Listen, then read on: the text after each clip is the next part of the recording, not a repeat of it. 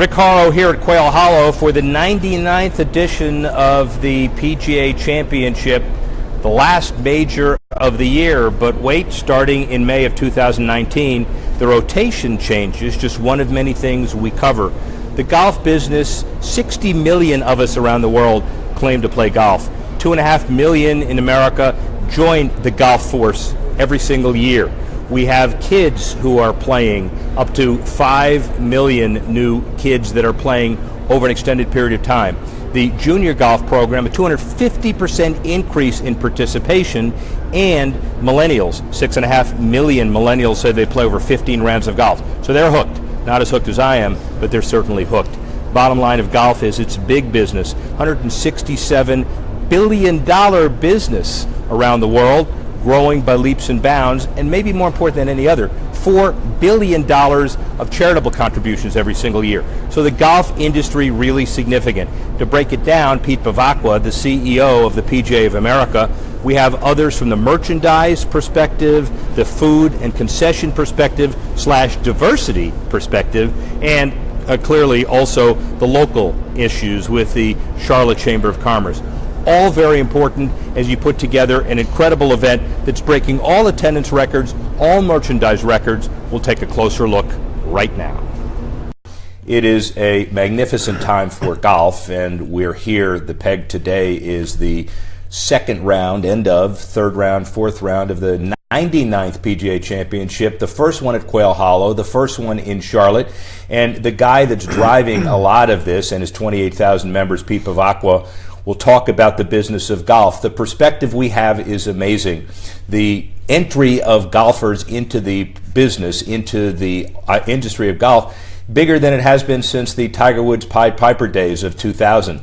We have, at least on the kids' side, anywhere from 70 to 80,000 new girls playing golf every year. The USGA and PGA, basically PGA created junior program, tremendous. We have a millennial number that we've seen from the National Golf Foundation that 6.5 million millennials admit to playing golf more than 15 rounds a year. And for those of us who feel like millennials, we play 200 rounds a year, but nobody's supposed to say that. And from an IRS perspective, it is all work.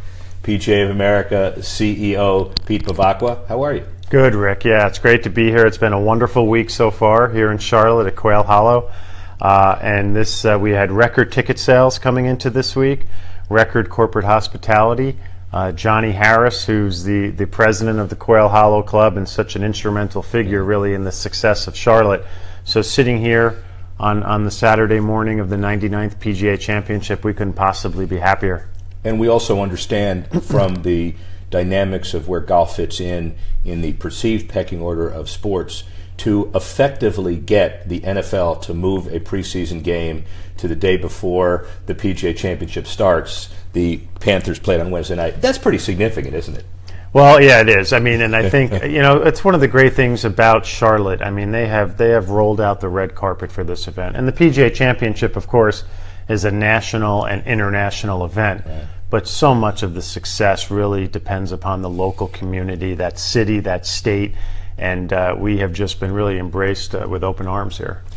Well, you have a dynamic organization, and we'll talk about the impact of Charlotte with others as well, but 28,000 members? Yeah, roughly almost 29,000 right. Men and women. And the whole perspective of PGA of America for an international audience. Let's talk about the difference between the PGA Tour and what your mandate is and who you are. So certainly, our organization, as we said, of 29,000 PGA professionals. It's really, people know us because we run the PGA Championship and the Ryder Cup and the KitchenAid Senior PGA Championship. We have our KPMG Women's PGA Championship. And that's wonderful, and that's a great sports business, and those are some of the greatest championships in the entire world. But the essence of our organization are those 29,000 people. And we really like to say they're the tangible connection between this game and just about everybody who plays golf. Whether you're playing at a private golf course here in Charlotte, North Carolina, or a 9-hole public facility in Florida, chances are it's a PGA of America professional that's connecting you to the game, making the game more enjoyable for you, bringing the game to life, and really waking up every day trying to grow this game. To your point, trying to bring more boys and girls into the game.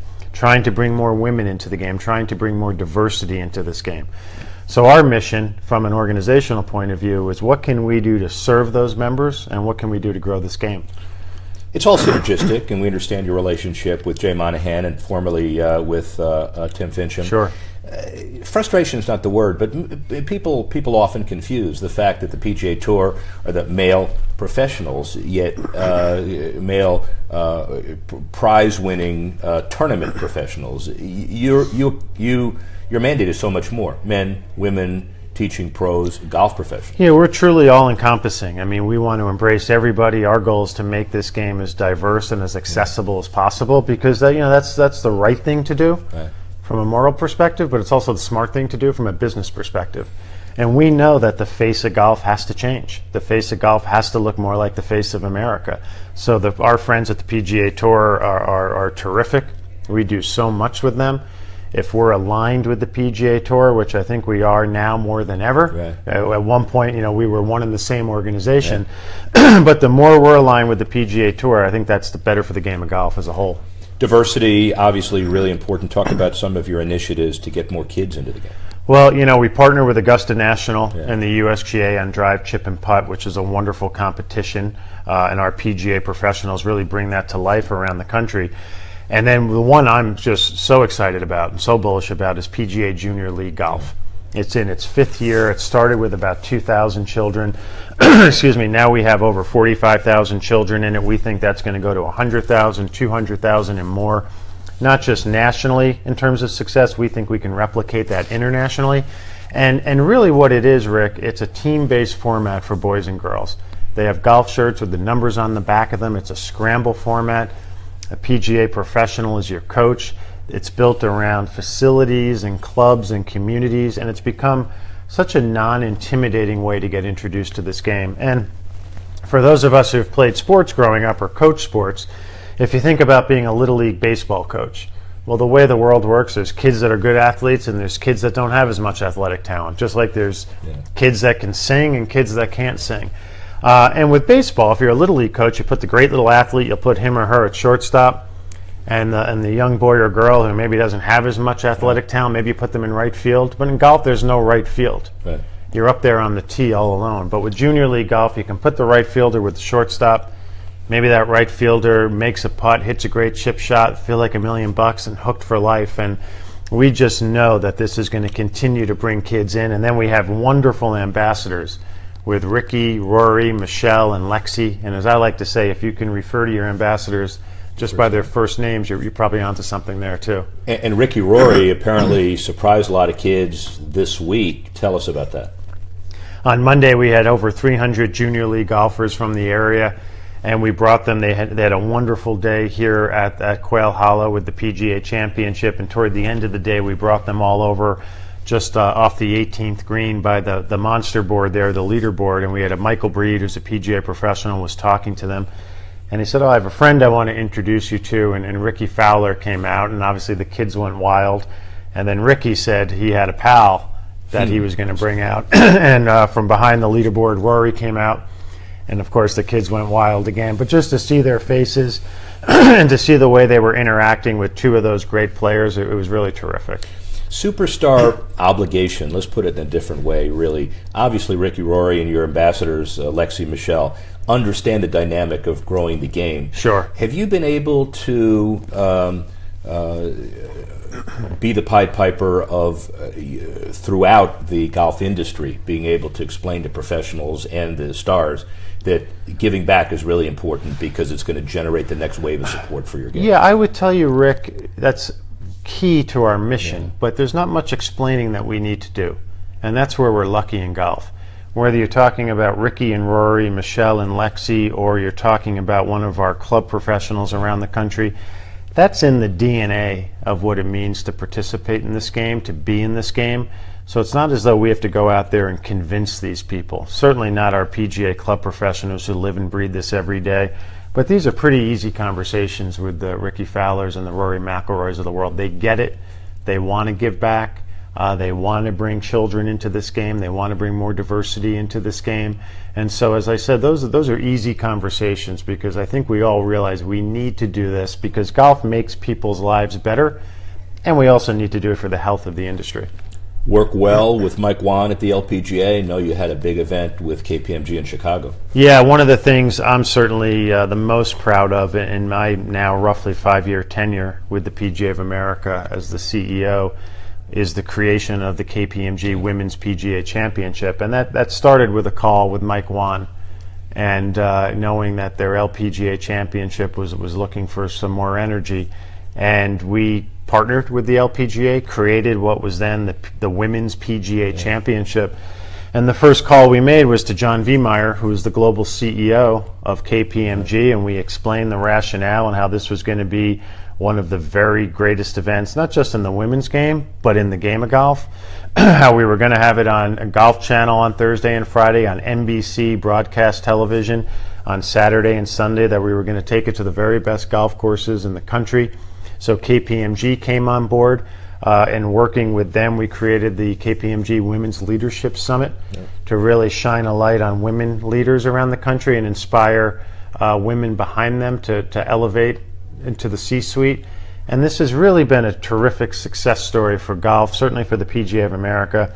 Our first year we were at Westchester Country Club, just outside New York, in Harrison, New York. Then we were in Sahalee, up in the Pacific Northwest. And as you referenced, this year we were at Olympia Fields in Chicago. We'll go back to Chicago at Kemper Lakes next year. And then in 2019, we'll go to Hazeltine, where we just had the Ryder Cup. And it's a amazing dynamic as far as diversity is concerned as well.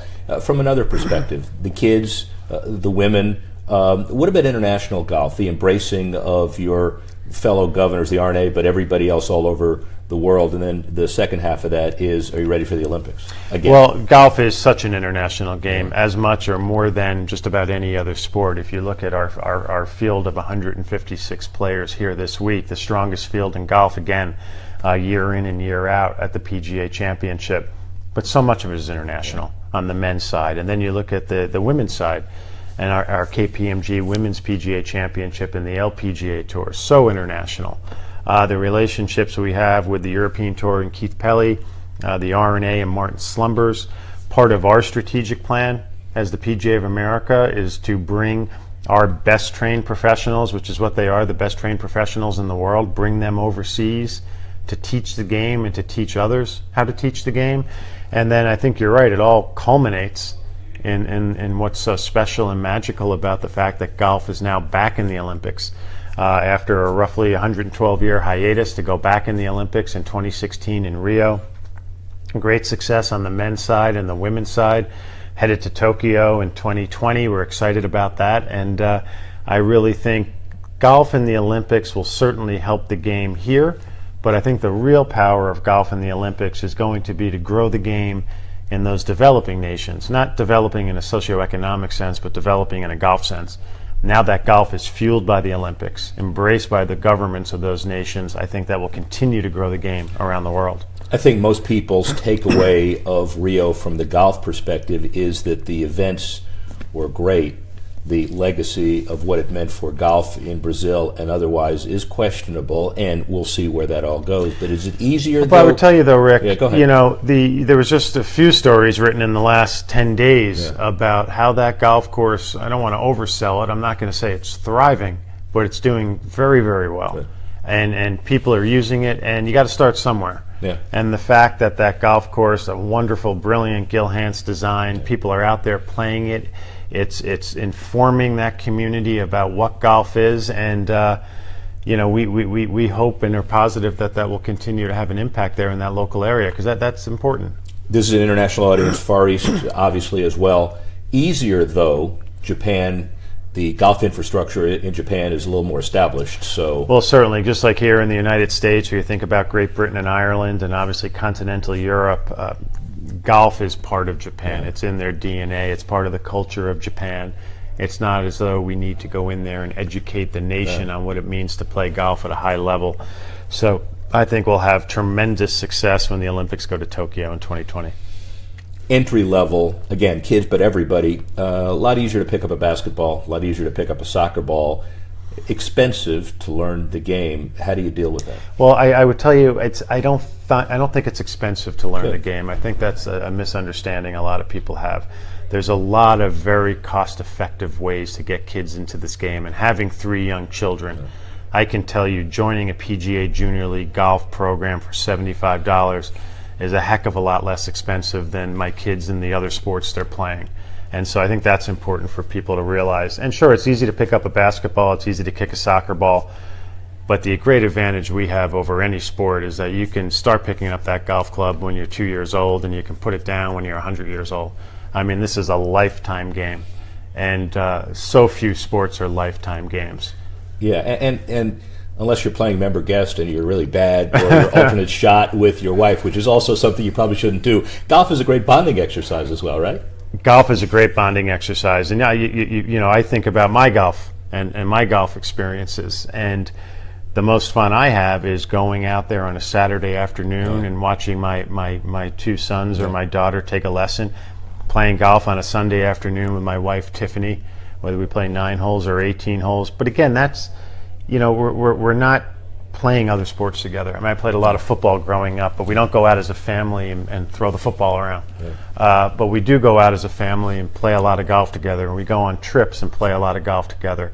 And whether you're playing with Rory McIlroy or one of our PGA Junior League kids, that's the magic of this game, is anybody can play together and have fun. All of the golf purists who resisted the tee it forward and the 15-inch cup and all of the things that are bringing more people into the mass of golf, including our friend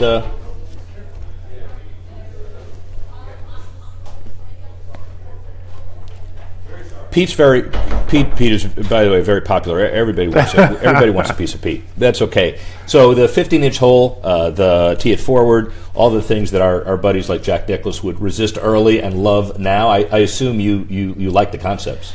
Well, what we like is to make the funnel into the game as big as possible. Yeah.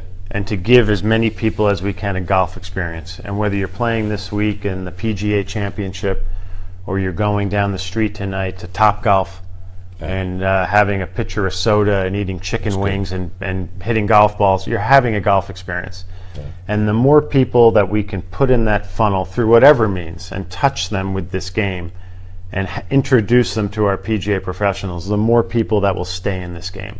So we applaud any inventive efforts to introduce this game to people. And I think historically, one of the mistakes golf has made is that they've said, you know, if people want to play golf, they're going to come find us. Yeah. And you know, that's not the mindset anymore. We have to go find the people. We have to go to the people and say, hey, wait a second, here's this unbelievable, brilliant game that's special that you can play for a lifetime, and then let our PGA professionals take over and convert people. Interesting segue. The idea of order taking to corporate America or corporate world for sponsorships or naming of tournaments, that doesn't exist anymore. You got to go out there and really be aggressive as well. What's that process like? Yeah, I would tell you though, I think the corporate support of this game has never been stronger in my experience. And I think a perfect example of that is this week. I mean, we have shattered our corporate hospitality record here at Quail Hollow. And I think you look at the tour and the success they've had. You look at the LPGA. You look at the partnerships that we've created in recent years with KitchenAid and KPMG. So I think major national and international corporations understand that there's something different about golf. There's something powerful about golf that works for them. I think they like the purity of the game. They like the time it gives them with their clients or customers to be at something like the PGA Championship, a major championship. I think back to the Ryder Cup at Hazeltine, where the corporate support in that area and around the country, around the world, was just off the charts. So we have a really good feeling right now about the health of the corporate support of the game. But it's something more, because all of that was inherent a few years ago about golf as an avid sport for those who are golfers. But you're doing more, the activation, the digital, all of those things. So what's the difference now? Well, I think you have to stay nimble. You can't just rehash the same model. Right. What we've seen now is an emphasis on, it's not so much about space. Sure, you want to bring people out here, but it's about what are the viewpoints? How close can you get these people to the action? how can you have them experience the power of a major championship? And I think you see that across the board. You see that with the presentation of the championship. I think you see that through the use of traditional media, and to your point, digital media, what we're doing today right here this morning. Yeah. We wouldn't have been doing this 5 years ago. And this is great. The more avenues we can use to bring this game to life and this game to a wider audience, the better. Pete Bevacqua been on the job at the PGA of America as CEO for over 5 years, a tremendous catalyst for a number of changes, but consistent with the policy that Joe Steranka, who was a really positive force at the PGA of America, did before him. 28,000 members, participants, and Pete uses it as basically the platform for, as you heard, Olympic golf, junior golf, diversity, and everything else that's very important for the face of golf. Notre Dame grad, Georgetown Law, Davis Polk, law firm, Renaissance man. Certainly he brings a lot to the table. Passion in all sports, CAA, entertainment. He has done it all, run it all. Very significant. Pete Bevacqua, very important face of the PGA of America. The numbers tell us that the golf business indirectly generates about $167 billion for the economy. That's a lot of money. Charlotte, they tell us that the region will be about $100 million better off because of the 99th PGA tournament here at Quail Hollow. But it's better off in a lot of different ways. It's better off because of the local vendors that are participating. It sets all kind of attendance records, corporate records. But the bottom line is, for a legacy perspective, local ownership and what it means to this event and how it propels forward after the event is huge. Dave Cook, owner, CEO, COO, Worldwide Strategic Planning Developer. We've had this conversation. He does everything for Americana Food Service. How's that for an intro? That's it. Sounds great. Very Thank good. You, my friend. Thank you. Thank really you very appreciate much. it. So give us your perspective, your company, local ownership, what you do at this event. Right. We are a strategic partner with PGA of America. We have been since 1999. We've done 4 Ryder Cups and 18 PGA Championships. This is my 18th and my last one. Why? I'm retiring. Oh, come on, man. I'm retiring. All right, good for you. But a lot of water under the bridge. But we've had a great relationship.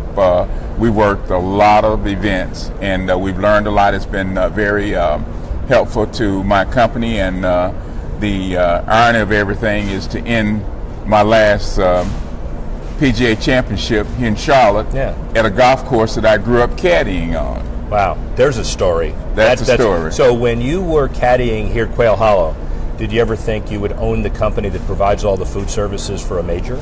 Never.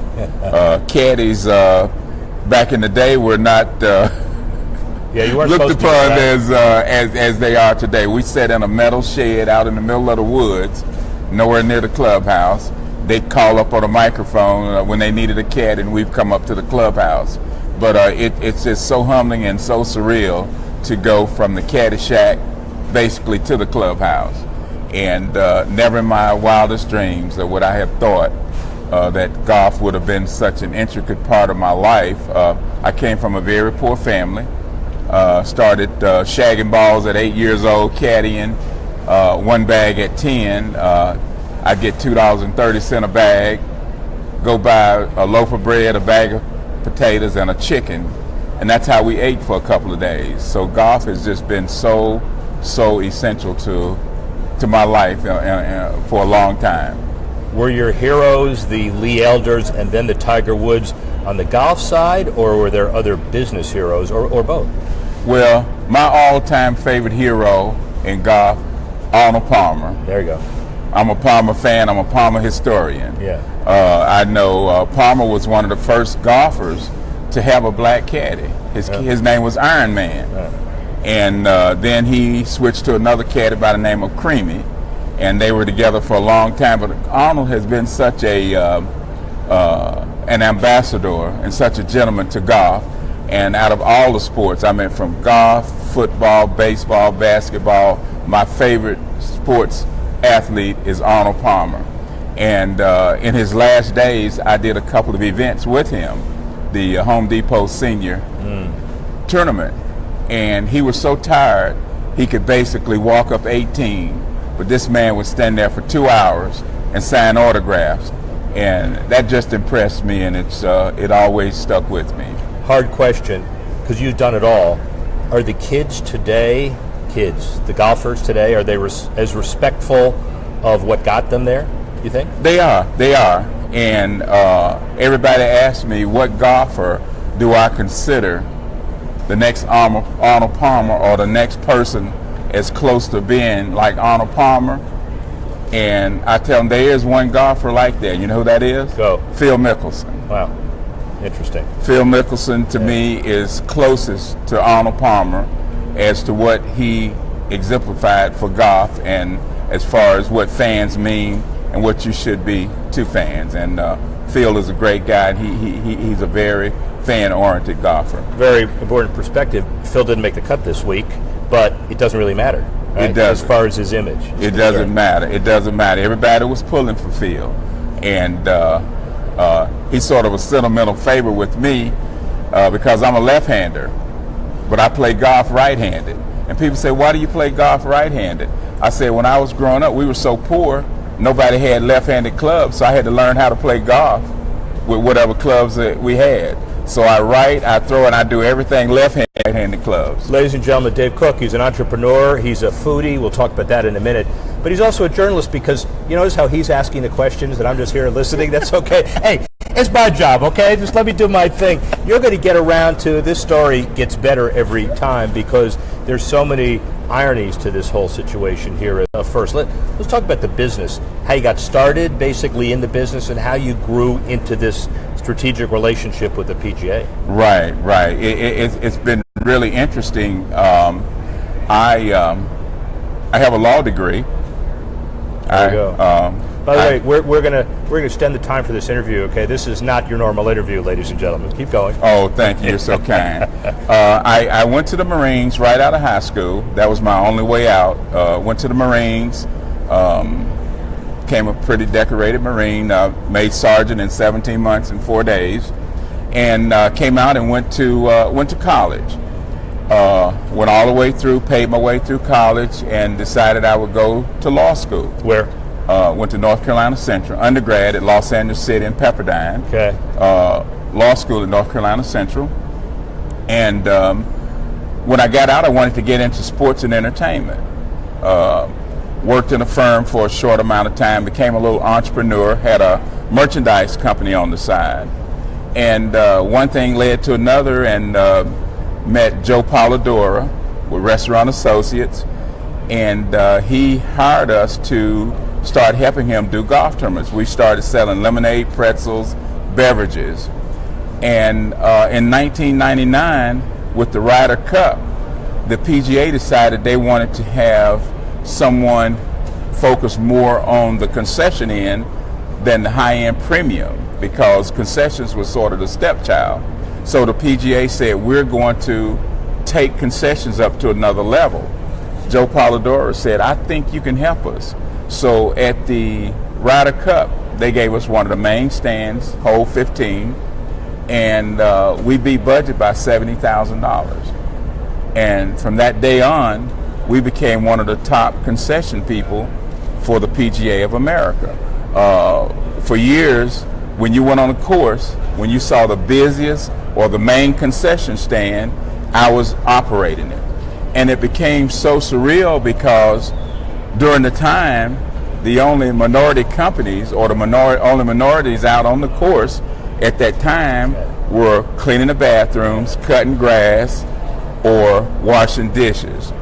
But to have a guy, every time you start coming to a major tournament, see him at the main concession stand, running things, orchestrating things, and being in charge, people decided that was something that was really nice. I mean, all of the golfers' family, a lot of the employees, a lot of the Hispanic minority companies, people would see me around, and it made them feel good, and it gave them a lot of hope in this business, because all of a sudden you see someone very focal with the PGA in a very focal position. And so it just grew, and we established such a good relationship over the years, and it just grew and grew. Our company began to grow because when you put PGA of America on your resume, Yeah. and you're applying for another job, it doesn't really get much higher than that. So it helped us get a lot of business too. Clearly, the credentials justified all this, and you're an incredible spokesman in a lot of different contexts. Is the golf business doing what it needs to advance the minority perspective in all contexts, players, but also the business of golf? What's your take on that? Well, you know, it's sort of a catch-22. I would say golf as a whole, no, but out of all due respect to PGA of America, they are. I mean, the things that Mr. Steranka did when he was in place, I mean, we would have seminars, we would have, and Compass, Levy, Restaurant Associates, they formed a group that actually reached out, and they did a great job. The PGA Tour actually had a structured diversity. You can click online now, PGA of America, and click diversity, and you'll see a list of vendors who've been vetted that can actually, if you need someone in a certain area, and we're there. And I think that's really, really good, and it saddens me that the PGA Tour does not do that. Yeah. And I think they can always do more. Golf business generally, where is it in 5 years relative to what you know best, which is the diversity aspect of the golf business? I think it'll get better. Yeah. I think it'll get better. Golf, as did tennis, when you have people such as Tiger, Venus, and Serena, it puts a little pressure on you to do more when you have more people from a certain group who are getting more interested into golf. But I think even with them maybe transitioning out of the top positions, I think golf as a whole has seen that they've been able to get a wider selection of people to be interested in golf. And as a result, I think they're going to, do a lot better. And I think you'll see, more reaching out to the community or to the golf community. Heck of a week, too. I mean, not just as your... I understand that they're going to have over 250,000 spectators. Right. Now I understand why. This is a celebration of your retirement. That's right? it. That's is that what it is? Sending me out in style. And there's a little bit of golf that's going on, too. Just a little bit. How does this make you feel, not only ending in the right way for you, but the fact that your hometown is responding so well to this major? I'm proud of Quail Hollow. I've been doing the Wells Fargo for 15 years. And such a good group of people, Mr. Harris and his whole crew have been so kind to me. Then again, it was about competency. And I tell people, if you're able to give a good product, be a first-class person, have integrity in your business, then someone will take a look at you. No guarantees. But they gave me an opportunity also, and I'm just so proud of the city, and I think they're so deserving. I caddied in the Kemper Open 3 times for Al Guyberger, Jim Masario, and Richard Crawford when I was a caddy. And to see the Kemper Open leave, I think it saddened the city and honor. Mr. Palmer had such a lot to do with that. And to see the professional tournament back here, a major, I just think it's so deserving for the city of Charlotte and Quail Hollow. So you're retiring, and then what are you going to do? You're going to come back here and you're going to play some golf? Well, I don't know. I had a pacemaker put in September, so psychologically I don't know whether but golf has always been so special to me. But I still would like to be on the periphery, on the outside, looking in, and I'm going to keep my relationship with Compass and with Levy and with Miss Cross and the PGA office, and I'll maybe swing through and say hi to everybody every now and then. But As far as working and having my business out here, I think that's pretty much it. But I hope to stop in to say hi every now and then. Well, in style too, he sets records for merchandise, everything that you can. And we have a Renaissance man, a lawyer, an entrepreneur first, a lawyer second, maybe down the list a little bit, a guy who is a golfer, a historian, a food consultant, and everything else. Thank you, my friend. It's been a pleasure. Thank you. It's been a heck of a ride. Appreciate it.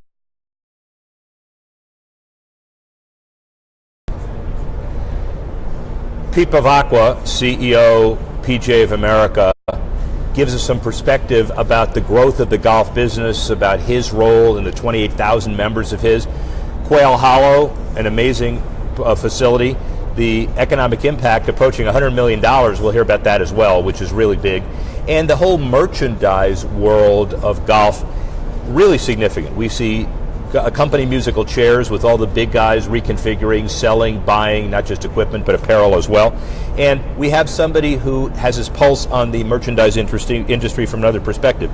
Ed Byman, the CEO, founder, developer, GVC, one of the trusted companies now in golf merchandise, but you're going to tell us exactly what it's about. How are you? I'm well, thank you, Rick. Nice to be with you. Thank you. Yeah. Give us the elevator speech about the company. Okay, I will. We were founded in 2001, Right. and we really had the vision of bringing structure and stability to the pre-owned marketplace in golf clubs. Right. And we wanted to bring technology and e-commerce to that world. And we own and operate the PGA Value Guide, which is a licensing agreement with the PGA, and that's kind of like the blue book in the car industry. All of the pre-owned values of golf clubs are listed there. We started actually facilitating trade-ins with the golf professionals in the trade-in network, and we largely sell those products via e-commerce only. Okay, no brick and mortar. So our flagship site is globalgolf.com.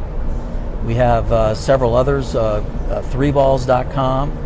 We have a license agreement with TaylorMade called TaylorMadeGolfPreowned.com. So a number of companies that help support this. Well, the one thing that everybody's hearing is that you're heavily dependent on the digital space and the growth of digital media, but also the fact that we have more people getting into the game and trying equipment and obviously reselling equipment. And you've got to be bullish on the industry, so tell us why. Yeah. Well, I think the industry went through a little bit of a contraction, 7 million players down to 24 million. But what we now have is a nice core group. Rounds of golf have stabilized, and we're starting to see that growth come back. Rounds of golf are starting to inch back up. The industry went through kind of a reset with golf equipment. There used to be a number of introductions every year with the top brands, and now they're back to more normalized product introduction schedules on an annual basis for the most part. So wait, does normalized production schedule mean that I'm not going to have to get a new driver every 2 months? That's right. Is that what it is? January, but now we're going to sell you something different in March. The product life cycles are longer now, which I think makes more sense for everybody. Yeah. And the manufacturers have done a nice job with that. And it helps our business as well, because the pre-owned marketplace is really tied to what new clubs are selling for. Yeah. So that's the barometer. We have an algorithm that we've built over the years that depends on what the price of the new one's selling, how popular that club might have been in the marketplace when it was launched, and all those kind of different factors. Does that algorithm, the magic algorithm, predict for you what the golf business is going to look like in the future as far as people that are entering the game, liking it, and then buying more equipment, which of course is the key to your success? Right. Yeah, one of the interesting side notes is that we support trade-in programs with the golf professionals and retailers. And one of the interesting facts is that for every dollar that's taken in trade, $5 or $6 is spent at the register. So we think that we help facilitate the sale of new product by supporting this very robust trade-in program. We also think that by selling the pre-owned product, they're a little bit less expensive, so we can introduce that to maybe people that want to get started in the game but don't want to spend $1,000 for a set of clubs. Well, and that's a really important perspective on this, but let's talk about the kids for a minute too. Yep. It's easier, and we talked to Pete Bavacqua about this, and cheaper to kick a soccer ball or throw a baseball than it is to start on the business of golf. Now, he said, well, golf isn't or shouldn't be that expensive. So do you agree, and what does he mean? Well, I'm not. It depends. You know, any sport that you get into, Right. you have a whole range of different products depending on how skilled you are as a Right. player, right? But what we've done is by bringing a structured pre-owned marketplace, people can get into the game a lot less expensive, see if they enjoy it, and it isn't that big of a hurdle to get started in it. You know, what we're also finding too is that millennials who are now entering the game, we're finding that what they're sharing with us is that they enjoy getting away from technology and getting on the golf course for 4 or 5 hours and kind of just enjoying the nature and being alone with their own thoughts rather than being plugged in. The studies are telling us that the 6.5 million millennials are admitting to playing golf, and they're the ones that they say are playing more than 15 rounds a year. That's got to be your market. No question, no question. They're very familiar with digital shopping online, doing all those things. That's one, and that is e-commerce. Right. People find it's an easier way to shop. They have the full assortment of clubs. We can ship things out that same day. So it's a growing segment, and the millennials are really sort of embracing this play it again thing. So being slightly used product is fine with them. You know, they don't have an issue with that. Yeah, Pete Bavacqua again talked about how in this industry, and you're kind of a classic case of it too, how does the future uncertainty get resolved with the challenges of today? Is it more emphasis on being creative digitally? Does your product line have to be with a shorter end in mind? How do you adjust? How do you remain flexible and above the fray, let's say? Yeah. Well, it's interesting. You know, selling online is sort of an interesting experience anyway. Sure. You really have to meet the consumer's expectations, and those consumer expectations are rising every day. You know, so you have to stay nimble. I always think of a website as a living, breathing entity. So you have to tend to it. It's like a garden. You know, you have to tend to it every day. The manufacturers, I believe, are doing a nice job of introducing product that is meaningful. It's introduced on an annual basis again. It has a reason for being. It's a step up technology-wise. What we try to do is support the manufacturers by allowing them to go into the marketplace with aggressive consumer trial programs. Right. So you can have a demo, maybe a rental set, if you're at a resort. Anything that really can't be sold as new comes back to us, and when we sell that in our environment, but it allows them to get demo equipment and get the consumers to be able to trial that product. What moves your needle? Is it marketing of the product online in a very creative way? Superstar ambassadors? Do you have golfers who are testimonials for you? How do you sell? Well, in that digital environment, we do most everything. SEO. We do pay-per-click advertising. We do email campaigns, retargeting. All of those typical things we've done, and we've really kind of stayed in our lane in a digital way. Yeah. But recently, we've engaged with Golf Channel, and we've been on Golf Channel to get in front of that audience, a very core audience of golfers, and that's helped us get the word out. You know, as little as a year or two ago, 50% of the people that play golf didn't know that they could trade in their golf clubs. Yeah. So, we think we're just on the tip of the iceberg in terms of creating a new currency for people. You know, you have currency sitting in your garage that you may not have realized. Yeah. And now you can trade those clubs in and buy another club, buy a shirt, buy shoes, whatever you want to do. So that new currency, I think, is helping accelerate the growth of the game again. Ladies and gentlemen, some of us call it currency, others of us call it devices that I used to use to miss 3-foot putts. Whatever it is, the health of the industry in your hands. Ed Byman, thank you very much. You bet. Golf is business. Golf is for kids. Golf is economic development. golf is very important to the political and social and diversity segments and everything for communities beyond what anybody ever thinks. We cover that in Charlotte, Quail Hollow, the 99th PGA Championship. But how about this? If you're not playing, you ought to get into it. Not only is it a good way to do business, but apparently we're told that walking will add 2,000 calories, 20,000 steps, 30% decrease in blood glucose levels for us old people.